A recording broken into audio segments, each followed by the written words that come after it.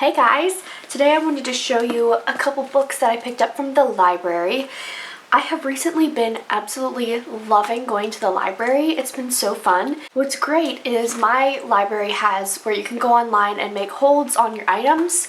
So if there's a specific book that I want, I can just go right online, click reserve, and then I can go to the library and it'll be right there on a shelf for me, and we have a self-checkout so I can just do it, boop, boop, boop, and I'm done. So it's awesome. Ever since they redone my library and added the self-checkout and all that, I've been going a lot more. I don't like talking to people. If I can get away with not talking to people, I'll do that instead. Before they did this, I just never really went because standing in line and waiting and talking, I just didn't love doing that. Before they did the new self-checkout, I would buy books online and then sneak out and get it off my little doorstep and sneak back inside. But it's nice that I can just go in and get my stuff and then run out. Lately, I don't know why, but I've just been loving like juvenile fiction, but not the normal stuff that I read, like weird juvenile fiction. So that's mostly what I have today. I have the first three Mr. Limoncello's books. One day I just went into the library and decided to check out the kids section, and I found these. I saw this on Hoopla before, or Overdrive or something. It was on one of those like free apps where you can get books for free from the library, ebooks. This book was always out of stock on those apps, and I was like, well, it must be good. And I've seen this book so many times.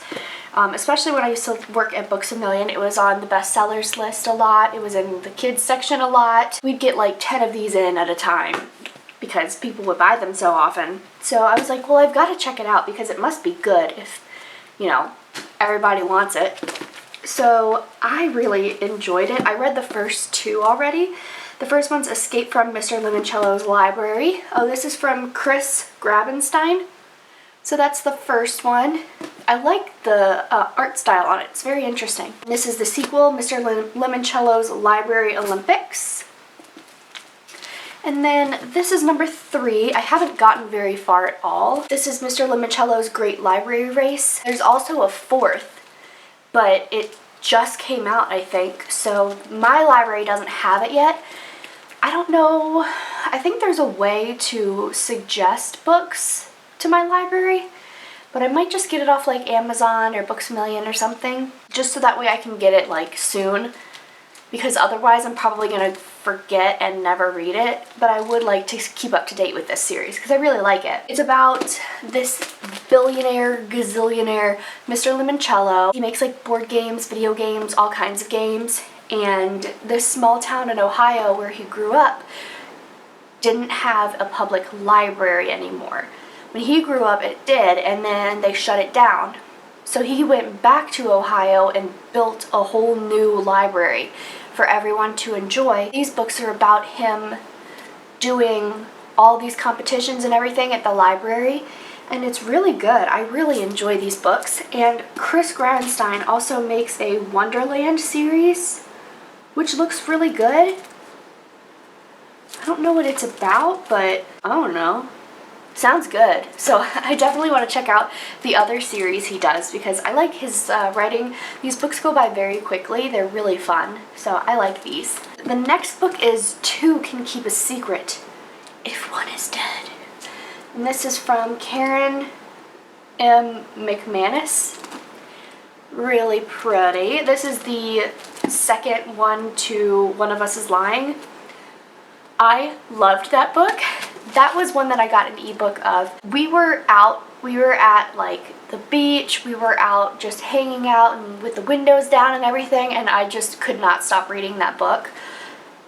I don't know what it was, but that book I just was obsessed with, and I was like, I really want to be reading that book right now. At lunch, I was like, oh my god, let me tell you about this book I'm reading. I thought it was so good. So when I heard that there is going to be a sequel, I was very excited about it. I wanted to read One of Us is Lying ever since it came out, but I heard there was going to be a sequel, and I was like, well, I'm going to wait until the sequel comes out because otherwise I am going to be waiting for a year for the next book to come out, and I'm going to be really, like, impatient about it. I waited on reading the first book, read the first one, loved it, and then immediately put this on hold at the library. And this is actually about different people than the first one. So I'm really excited about this. It looks so good. Very exciting. This is actually the only young adult book that I have. Everything else is kids fiction. This one is The Grimms, Crime Runs in the Family by Kate Davies. This little kid playing with dynamite in the bottom. I love this art style. It's really cool, and it shows who everybody is on the back. This seems interesting. So these people are like criminals. The whole family, the Crims. Did I say Grimms? It's the Crims. Lord. The Crims, they're all criminals, but Imogen wants to be different and she like runs away and changes her name.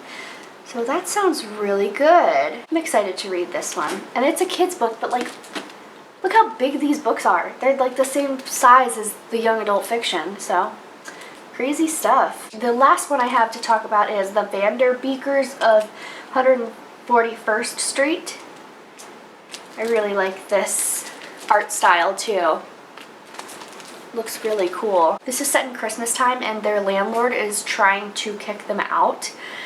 They don't want to renew the lease, so the kids are trying to figure out how to save their house. It sounds really good, and it's set in Harlem, so that's cool. And it's got a little map here so you can try to figure out where they're talking about. And another one in the back. Good stuff. It's crazy how big those books are though. Like, I remember kids fiction when I was a kid being like 50 pages. You're Invited, Mary-Kate and Ashley books, and the Babysitter's Little Sister books.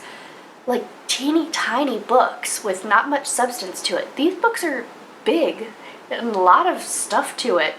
So that's pretty cool that they're not just little short books anymore. There's a lot of different stuff out there.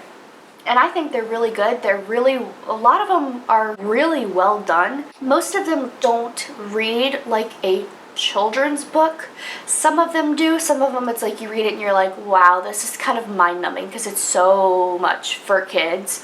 But usually they're not too bad about being just geared towards children. You can read it as an adult and enjoy it. It's just good stuff. So I suggest looking up some kids fiction. Nothing too crazy ever really happens in it. Nothing makes you like, whoa, the way some young adult or adult fiction is. It's just usually a pretty nice chill read. I also got the Alistair Grimm's Auditorium book. I'm reading that at work right now, so I don't have that here. And that's another kind of weird one. Weird book. And that's a kid's book too. And I really like it. I'm enjoying it and I'm about halfway done with it right now. That's also a good one if you want to check that one out. Those are the books that I'm going to be reading soon. So you'll probably get those at the end of the month in my Books I Read This Month series thing that I do every month. I'll link last month's up in the eye above here so you can check that out. And I'm excited to do my next one because I've actually read quite a few books since that last one was posted. Look out, I got some good stuff coming. I hope you enjoyed. Thank you so much for watching. Subscribe if you wanna, and I will see you in my next video.